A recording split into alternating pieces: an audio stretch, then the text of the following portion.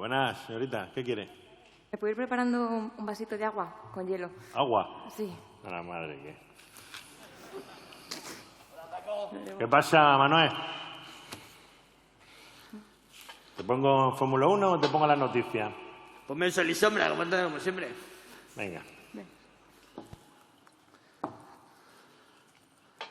¿Qué pasa la tele mira, hoy? parece que empieza aquí la Tierra. 8:30 de la tarde, 7:30 en las Islas Canarias. ¿Qué? ¿Sorprendidos por el tiempo de hoy? Pues no es para menos, porque estamos viviendo un día que podríamos calificar como histórico, con todas las letras, plagado de tormentas y de lluvias como nunca habíamos visto antes, Por ejemplo, aquí en el País Vasco, con más de 200 litros en Bilbao en las últimas 6 horas, una cantidad sin precedentes que ha obligado hasta cerrar su aeropuerto. O en Guecho, donde las acumulaciones han llegado incluso a destrozar sus pluviómetros, donde sí sabemos cuánto ha caído, ha sido en Almería y en Murcia, con un total de 0 litros por metro cuadrado. Una situación parecida a la que han vivido en Torrevieja, con el mar a más de 27 grados. Y eso significa que es una situación realmente complicada la que vamos a afrontar. No sé lo que le pasa a la tele hoy, con la lluvia. Con lo que faltaba ya. A ver, faltaba. Mira, el capitán Pejanova.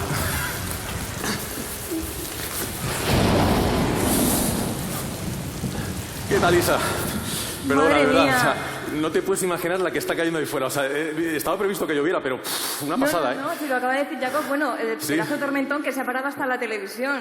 No me extraña, no me extraña. O sea, de verdad, unas cantidades, yo no sé cuánto habrá caído. Os ha dicho histórico, pero de todas maneras, Sí. a ver, a mí esto no me cuadra, porque yo he hecho la previsión esta mañana ¿Sí? y vale, sí, 85% de probabilidad de lluvia, pero no me daba estas cantidades ni de broma, Pues, Me pues, daba... voy a mirar yo la mía también, a ver. Oye, ¿me 25 litros por permitís? metro cuadrado aquí. ¿Me Un permitís una cosa? 80%, entre las 6 y las 7. Pero bueno, es que estas cantidades yo tampoco las tenía previstas, No dais una, O sea, lo siento. ¿Eh? Que, perdonadme, pero que los meteorólogos, ¿Eh? que no dais una nunca, nunca. La- O sea, mi móvil Una no, la damos lo siempre. dice mejor, no iba a llover tanto y mira la que está cayendo.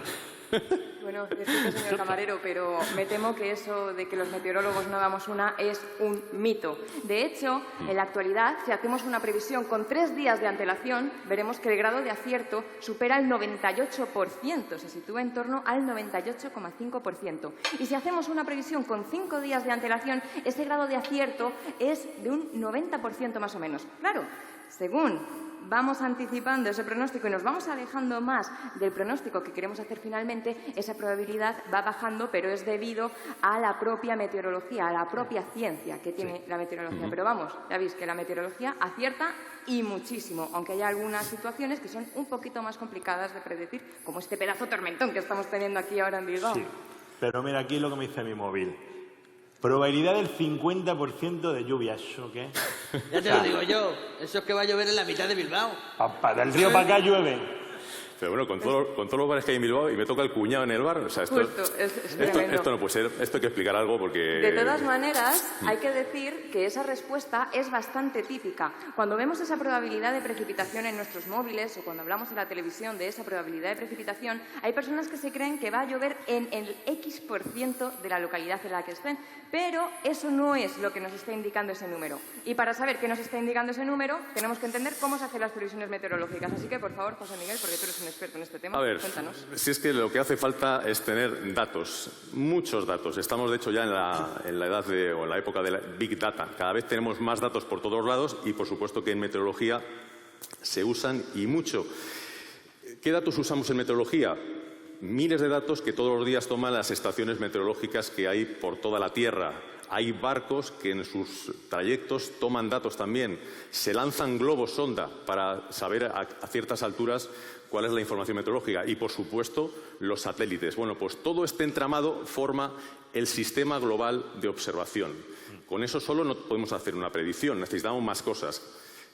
Conocer cómo se comporta la atmósfera. Conocemos las ecuaciones que rigen su dinámica. Uy, qué caras me están poniendo por aquí. A mí me falta un muón. Vamos. Eso está mal, ¿eh? A ver, no os asustéis con tanta ecuación y tanta derivada parcial. Esto es la segunda ley de Newton, aplicada a un fluido como el aire, O sea, lo que se llama la ecuación de Navier-Stokes. No tiene más misterio. La ley de los gases ideales, eso lo habéis estudiado en EGB. La primera no le quedaría muy bien, ¿no? Cuando Bueno. tuvo que hacer esto.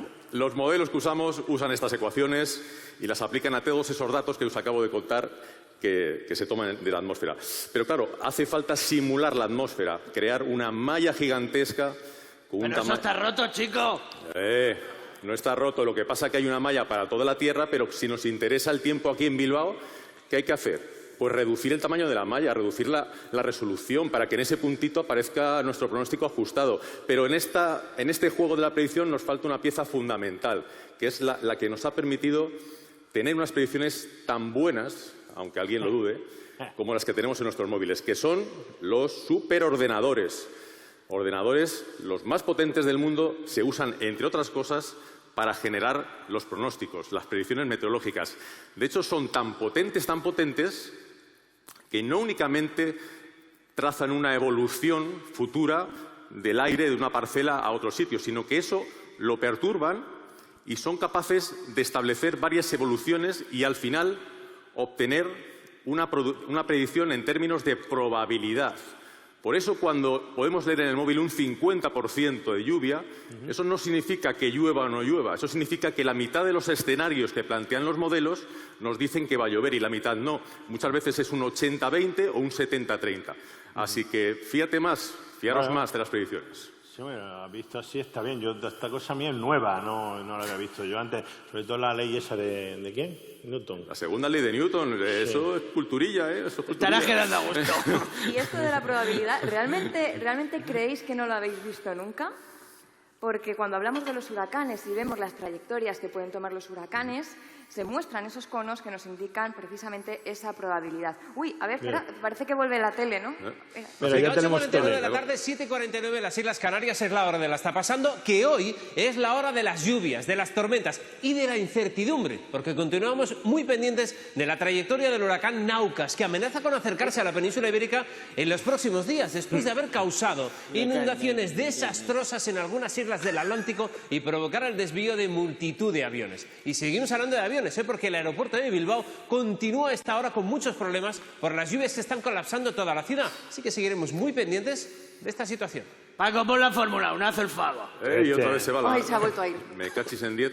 Mira, no funciona por el huracán. Vaya. Naucas. Bueno, es que la tormenta es muy fuerte, os lo puedo asegurar. Por cierto, camarero. Sí. Bueno, su cara me suena, pero de momento camarero. ¿Sabes qué pasó durante la pandemia con los aviones? Que comentaba ahora Jacob el problema que hay con el huracán. Sí, claro que lo sé. Yo aquí me entero todo en el bar. A ver, ¿qué pasó? Que casi no hubo vuelos, ¿no? Exactamente, pero no solamente eso. Es que eso provocó que las predicciones meteorológicas fueran un poquito peores. Espérate, hombre del tiempo Pescanova. ¿Me estás diciendo que por el huracán Naucas Vaya nombre para un huracán, también te digo. se cancelan muchos vuelos? Sí, eso sí, pero también cambian las predicciones meteorológicas. Cambió en la pandemia. Fíjate, cambió hasta el punto de que la Organización Meteorológica Mundial, la máxima autoridad en materia de meteorología, afirmó que justamente esa falta de vuelos estaba provocando que el sistema de observación terrestre, eso que antes os he mostrado, pues se viera afectado por esa circunstancia. Y diréis, ¿por qué? Bueno, lo que vimos que ocurrió es que el tráfico aéreo durante el mes de marzo de 2020 no tenía nada que ver con el tráfico aéreo que había un año antes. Antes de la pandemia, aproximadamente un día normal, había 100.000 vuelos comerciales surcando los cielos de toda la Tierra. Durante la pandemia eso se redujo al mínimo. Y claro, ¿qué consecuencia tiene esto y por qué afectó las predicciones? Porque hay un sistema que se llama ANDAR, desde hace unos años. ANDAR, sí. Como ese que andar descalzo, mira. Lo que hace este sistema es que de manera rutinaria los aviones, la mayor parte de los aviones, al despegar y aterrizar en distintos aeropuertos del mundo, van tomando datos de ciertas alturas en la atmósfera que hasta este momento o hasta hace unos pocos años solamente podíamos obtenerlos lanzando globos sonda. Ahora los aviones también obtienen datos que se ingestan en esos modelos que acabo de describir y que nos permiten tener predicciones. Como de repente dejó de haber 80.000 aviones al día, pues hubo menos cantidad de datos que llegaron a los modelos. Solo he visto yo. En la pandemia había más flores en los bancos de las ciudades y había más animalillos sueltos y tal. Sí. La cosa que se mejoró, ¿no? Sin nosotros. Bueno, es verdad, según fue pasando el confinamiento al que nos vimos sometidos debido a la pandemia, vimos cómo de repente la vegetación empezó a volver a lo que es suyo. porque no olvidemos que estamos en medio de la naturaleza. Entonces empezamos a ver vegetación por todos los lados. Empezamos a ver, como en esta imagen de aquí, en bancos, allá donde podía crecía alguna flor, algo de hierba, vimos algo un poquito más verde y también vimos muchos más animales que de nuevo volvían a acceder a las ciudades porque o bien no tenían alimento o como no había nadie que se lo impidiese, entraban por ahí a ver qué había. De hecho, yo vivo cerca del Pardo en Madrid y un día hubo un corzo que estuvo callejeando cerca de mi casa y lo pudimos ver algunos vecinos. O sea que fíjate hasta dónde llegó esto. Yo un día vi un perro también. ¿Ah, sí? Sí. Cerca de mi casa. Un miedo. Yo no quería ver nada. Sí. Pero también una cosa que digo... Además de los animales, ¿sabes una cosa que vieron, por ejemplo, en la India? ¿En la India? En la India, sí. A unos 100, 200 kilómetros del Himalaya, volvieron a ver precisamente esta cordillera que llevaban sin ver durante muchísimo, muchísimo tiempo. Algunas personas que tenían más o menos mi edad, unos 30 años, decían que no lo habían visto en la vida, normal, por la cantidad de polución que hay en esta zona. Claro, como se quedaron en casa, de repente esa polución fue bajando y permitió que el horizonte volviese a ser visible. Aquí en España también lo vimos. Bajó de forma muy notable. Sí, con lo lejos que está. Vale. Será Guadarrama. Pues no, caballeros. Pero no le hagan caso, si este lo tengo yo aquí borracho todos los días, no le hagan caso. Paco, que no vuelvo, ¿eh? Bueno, Los que no vamos a volver somos nosotros. No vamos a volver. No vamos a volver.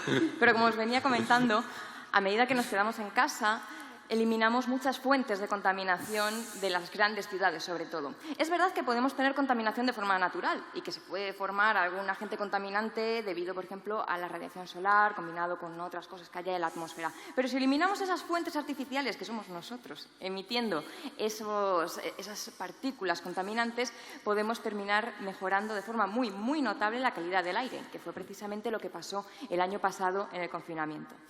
No solamente lo vimos aquí en España, sino que se vio también en el resto de Europa y en gran parte del mundo a medida que nosotros estábamos en casa. Eso sí, como os he dicho, hay parte de contaminación que viene de forma natural. Así que ya veis, mejoró la calidad. Sí, pero llovió también mucho, ¿no? Llovió mucho. Llovió mucho. O sea, que eso es porque dejamos de emitir mierda al aire y llueve más, ¿no? Ten cuidado que este tío ha estudiado, ¿eh? He estudiado yo. Yo leo el boletín de Gwyneth Paltrow toda la semana. Bueno, pues siento comunicarte que los procesos climáticos son bastante más lentos y a pesar de que sí que notamos una mejoría en la calidad del aire, costó bastante más ver una mejoría en el clima. Y respecto a la lluvia, ¿os acordáis que el año pasado empezó a llover muchísimo en primavera a medida que estábamos en casa? ¿Os acordáis o no? Sí, aquel no, pero yo sí. ¿Os acordáis?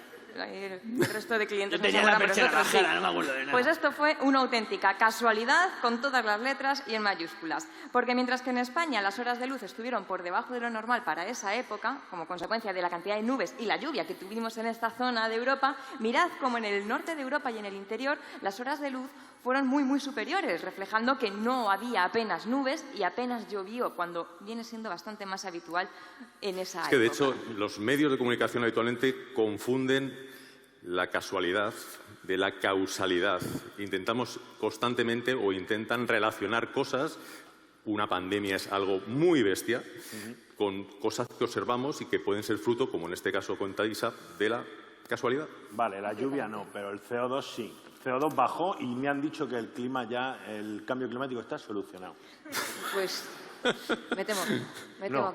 ¿Cuánto dirías que bajó la cantidad de CO2 que se emitió en 2020? De un 93,6% para arriba. 3,6% para arriba. Sí. ¿Solo? ¿Tú crees que eso...? Estuvimos quietos durante 3 meses. Piensa, a ver.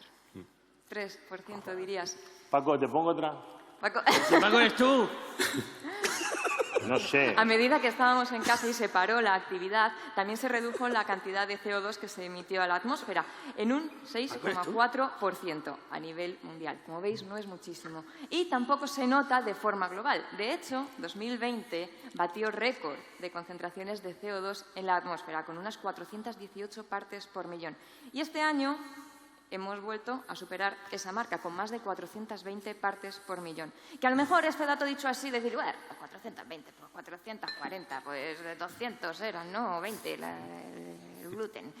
Pero es que si lo ponemos en comparación, y vemos qué es lo que ha ocurrido durante los últimos 800.000 años, nos daremos cuenta del verdadero problema que tenemos con este gas de efecto invernadero. Porque nunca en la historia del ser humano, nunca así, en grande, en mayúscula, con fosforito, como queráis, se han registrado unas concentraciones de CO2 similares a las que tenemos nosotros ahora. El problema no es el que estamos emitiendo, sino el que se ha emitido ya, porque está aquí en la atmósfera y va a permanecer durante muchísimo, muchísimo tiempo. ¡Ay!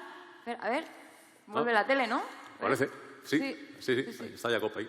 Sí. Está muy eriático. Y ahora, por favor, mirad el panorama. Ahora mismo en Bilbao, donde hoy llevan acumulados ya más de 200 litros por metro cuadrado. Un episodio completamente extremo que puede ocurrir con más probabilidad por el cambio climático. Pero mientras el sureste peninsular se reparte el protagonismo con plagas de mosquitos y langostas y la dramática sequía que se está intensificando en Almería, donde no ha caído ni una sola gota de agua en los últimos 9 meses. Pues vamos a ver los mapas, para ver la imagen de satélite. Esta situación que, desde luego, es importante para que podamos afrontar. ¡Ah! Se ha vuelto a quedar pillado, nos hemos quedado sin saber el tiempo. Esa vuelta en la tele, igual es el cambio climático también. 200 metros cuadrados, pero eso son chiripiri aquí en Bilbao, ¿no? Solo lo tengo yo en la finca mía. Eran chuzos de puta, señor cliente. Bueno, que le acuséis todo al cambio climático. En realidad, del cambio climático se pueden decir muchísimas cosas. Incluso ha llegado a haber estudios que relacionan la pandemia... Uy, tiene usted un poco de ruido en el bar. Tiene gases. Tiene obras en el edificio al lado. Usted. Yo creo que ya has dejado la copa limpia, también te digo, ¿eh?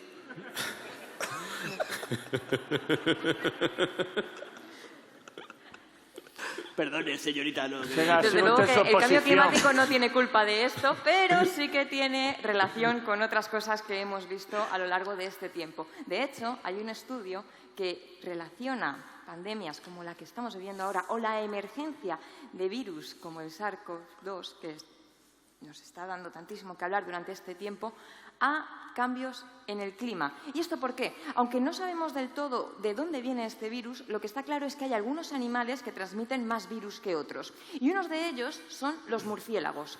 Resulta que los murciélagos viven en una zona y si cambiamos ese clima, los murciélagos irán a otro sitio donde estén más a gusto. Y luego, si encima nosotros nos acercamos a donde están los murciélagos o los murciélagos se acercan a donde estamos nosotros, podemos favorecer que los virus que tienen los murciélagos, que son muchísimos, de repente salten a los humanos, entre comillas. Y así favorecemos lo que se conoce como zoonosis.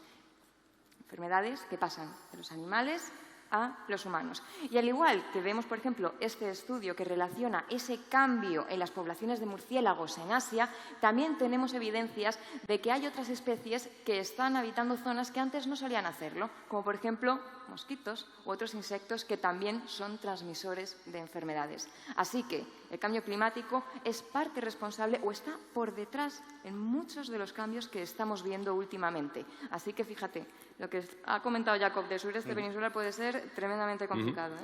O sea, que el cambio climático también es la culpa de la pandemia. Pues en 1918 hubo una gripe que lo he leído yo en la revista Misterios Misteriosos. Qué buena revista esa. Es buena, ¿verdad? Enigmas enigmáticos, que era... Está bien también, pero Misterio Misterioso es buenísima. Yo también leí ese artículo de agosto del 76. Yo también. En eso dice que la pandemia allí no había todavía tanto cambio climático. Bueno, no, claro. En 1918, por supuesto que el clima estaba actuando, pero no estábamos nosotros detrás de ese cambio. Pero bueno, sabemos que a lo largo de la historia ha habido pandemias y no siempre los factores ambientales, como en este caso un forzamiento por el clima, han desencadenado o han provocado que la probabilidad de que se desencadene una pandemia sea mayor, que es lo que hemos observado por los estudios, como nos ha comentado Isa, con esta pandemia que todavía nos está afectando. Yo no sé si habéis leído Misterios Misteriosos, pero yo he leído ahí que la culpa es del sol. Y que por ¡Toma! ¡Chúpate esa! Ahí va dado. Y que hubo una pequeña edad de hielo, que yo estoy muy leído. Aquí tengo a un cuñado solar, ¿eh? Sí, señor, el sol, sí, señor. Me hubieras decepcionado si no hubieras sacado ese argumento para criticar la labor de nosotros o el cambio climático. Bueno, vamos a ver. La pequeña edad de hielo, efectivamente, hay mucha gente negacionista que dice que llegó porque hubo una baja actividad solar. Eso es cierto. Durante los siglos XVI y XVII hay un mínimo solar muy bien estudiado, el mínimo de Dalton y otros mínimos por esa época, que provocaron ahí una gran bajada de la temperatura y el clima en Europa no tenía nada que ver con el que tenemos ahora. Había quizá algunas filomenas, cosa que ahora también vemos que ocurre. Pero siglos antes de que se produjera ese bajón, ese periodo en el que el Sol envió menos energía, ya se empezaba a notar, por factores naturales que están siempre actuando, un descenso de las temperaturas. Pero si no te queda todavía claro con este argumento esto, fíjate de qué manera está desacoplada la temperatura de la actividad solar. Ahora mismo estamos más o menos en una época de mínimo solar. No es que haya mucha menos energía procedente del Sol que en otras épocas, pero ese mínimo está totalmente desacoplado de la curva roja que nos marca qué está haciendo la temperatura. La temperatura está subiendo de manera imparable. Y esto no es algo que ahora nos digan los científicos que estudian el clima. Esto nos lo están diciendo desde hace ya décadas y seguimos ahí un poco pasivos viendo a ver hasta dónde va a llegar ese tope de la temperatura. En el último informe del IPCC, cuya primera parte salió publicada a principios del pasado mes de agosto, una de las figuras que es un clásico en los informes del IPCC que aparece en ese informe es esta, donde aparecen los distintos forzamientos que provocan ese cambio de temperatura observado en toda la Tierra, más alto en unas zonas, menor en otras. Y vemos, por ejemplo, cómo el forzamiento debido a la actividad solar o el forzamiento debido a la actividad volcánica en las últimas décadas es prácticamente no cero, pero es pequeñísimo comparado con, lógicamente, forzamiento debido, por ejemplo, a la emisión de CO2. De hecho, la mayor parte del forzamiento en el calentamiento actual es debido a nuestras actividades. Estoy hablando del Sol y estoy hablando también de actividad volcánica y, bueno, estamos ahora muy pendientes de la isla de La Palma. Es verdad que ese volcán, de momento, porque no sabemos cómo va a evolucionar, pues está teniendo un impacto principalmente local en el entorno de la isla, en el entorno de esa fisura por donde han empezado a salir los gases y las cenizas. Pero bueno, hay que ver el proceso eruptivo hasta dónde alcanza. No va a ser una gran erupción volcánica, aunque aumente la actividad, que pueda llegar a tener una influencia global en el clima. Pero desde luego que de vez en cuando, a lo largo de la historia, las erupciones volcánicas consiguen incluso enfriar de manera significativa el clima de toda la Tierra. Pero tú has visto la tele. Habéis estado todo lo callando que echa 5 el volcán minutos. ese por ahí. Yo he leído en Misterios Misteriosos que el ser humano es insignificante, que no echamos nada de CO2, que lo echan las plantas. A ver, Bueno, ahí te he pillado. no somos tan pequeños, ¿eh? Bueno, yo dejaría de comprar esa revista porque me temo que te están contando las cosas a la mitad. Coño, por eso vale €1, no te digo. Si analizamos de dónde viene el CO2 que tenemos en la atmósfera y cuál es ese ciclo de ese carbono, obtendríamos un esquema muy parecido a ese. Yo entiendo que esto es un lío, entonces hemos hecho un esquema un poquito más simplificado para ver de dónde viene cada cosa. Sí, está hecho con Paint. Y si os fijáis en los números, vais a comprobar que efectivamente los océanos emiten muchísima cantidad de CO2, también lo hace la vegetación, pero al igual que emiten, absorben, y absorben más de lo que emiten. Por tanto, al final lo que terminan haciendo es comerse el CO2 que tenemos en la atmósfera.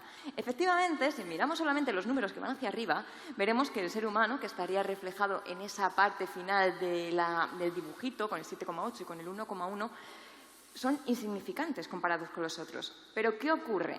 Habíamos dicho, el problema es que el CO2 se mantiene en la atmósfera mucho, mucho tiempo. Y si teníamos ahí un ciclo que ya están alimentando los océanos y también la vegetación, y nosotros metemos un poquito, pues tacita a tacita vamos desestabilizando el clima.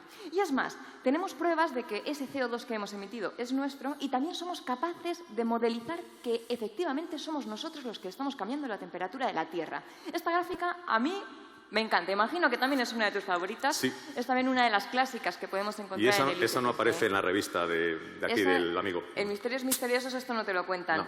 Pues me estáis convenciendo, fíjate, Igual. esto noto yo como un cambio. Pues verás. Va, a ver si va a ser la copa que te has tomado. No me habrás dado fire otra vez, ¿no? A mí todavía no me has puesto mi agua, ¿eh? ¿Es verdad? Escucha, Sí. me está gustando esto. ¿Qué revista escribís vosotros? Leemos el- Muchas, bueno, ¿no? Bueno, pero explicadme, a ver, me habéis un convencido. amplio Porque abanico. ese gráfico ya para mí es definitivo. Este gráfico todavía Me no habéis hemos convencido. terminado. ¿Qué podemos hacer? Decidnos.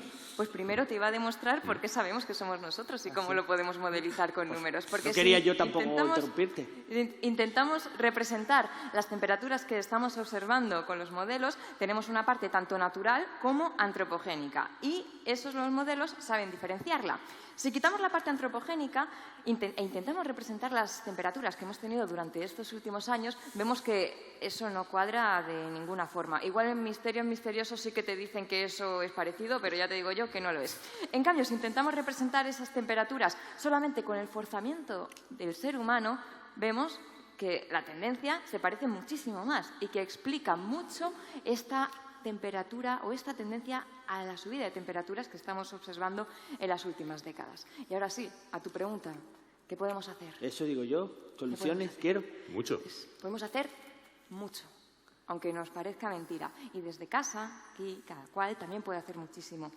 Es verdad que al final solucionar este problema no se limita a coger una lista y decir hago esto, hago esto, hago esto, hago esto, lo hago todo estupendamente bien. Soy una persona muy buena climáticamente. Pero aquellas acciones que nos han repetido por activa y por pasiva, como por ejemplo reciclar, bajar 1 grado la temperatura de casa o sustituir las luces por bombillas LED, son las que menos impacto terminan teniendo realmente en el clima. Hay otras acciones, como por ejemplo elegir bien nuestra comida, elegir la forma en la que nos desplazamos o de dónde obtenemos la energía, que tienen un impacto muchísimo, muchísimo mayor y donde nosotros podemos hacer mucho. Claro, esto lo cuento aquí porque estamos en el bar, tranquilamente, entre amigos, entre colegas y hablamos de persona a persona. También podemos hacer un especial listado de aquellas acciones que nos benefician como empresa, como organización y ver cuáles son los comportamientos que minimizan nuestro impacto en el medio y cuáles son los que tienen más impacto. En cualquier caso, tened en cuenta que este tipo de guías son solo eso, una guía que nos dice lo que la ciencia tiene claro que hay que hacer para solucionar este problema. Este tipo de debates solamente está aquí, en los bares y si acaso en las redes sociales.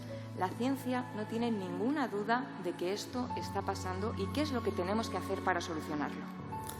Por supuesto. La ciencia que, por ejemplo, nos permitió llegar a la Luna es la ciencia que ahora nos está diciendo que tenemos un cambio climático singular, ya no hay dudas de eso, que tenemos en nuestra mano poder modularlo y evitar escenarios peligrosos para nosotros y el resto de seres vivos que habitamos esa canica azul que pase. Muchachos, de verdad. Ya sabía yo que nos iban a joder el final. O sea, esto aquí detrás se ha discutido mucho, ¿eh? Pero bueno, quedaros con el mensaje, por favor, es importante. A mí me ha convencido. Esa misma ciencia que fue capaz de llevarnos a la Luna y que nos muestra esta imagen de lo que somos, una canica azul. El planeta va a seguir girando, el planeta va a seguir ahí. Así que pensad que no se trata de salvar el planeta se va a salvar así solo y se va a reestructurar de alguna forma u otra. Se trata de salvar lo que nos sustenta a nosotros como especie y como civilización. Se trata de salvarnos a nosotros. Muchísimas gracias. Gracias.